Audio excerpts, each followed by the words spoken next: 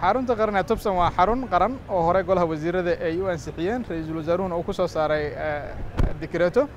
dabcan howlaha loogu talagalay waa xiriirinta howlaha la xiriira la dagaalanka iyo ka hortagga fikradaha xagjirka ah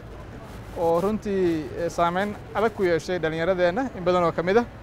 ujeedooyinka ugu waaweyn oo loogu talagalayna waxaa kow ka ah xiriirinta barnaamijyada la xiriira la dagaalanka iyo ka hortagga fikradaha xagjirka ah sidoo kale inay xiriir dhow la samayso bulshada Soomaaliyeed qaybaheeda kala duwan iyo sidoo kale in ay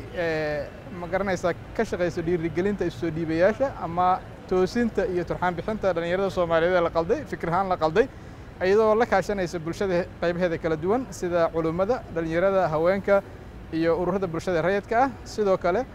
waxaa xaruntu shaqooyinkeeda ka mid ah ama waxyaabo ay ku soo kordhi doonto la dagaalanka fikradaha xagjirka ah ama oo u adeega howlaha argagixisnimada ah inay dhaqan celiso saxdan ee afkaarahaas qaldan dhaqan celin saxana u samayso dhalinyaradii is soo dhiibtay ama hore is soo dhiibay ama kuwa is soo dhiibi doona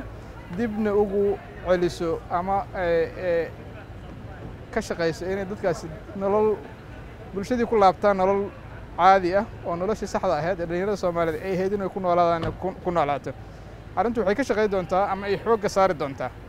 toosinta iyadoo la kaashanaysa bulshada qaybaheeda kala duwan toosinta iyo turxaan bixinta fikradeed ee bulshada Soomaaliyeed guud ahaan si loo helo bulsho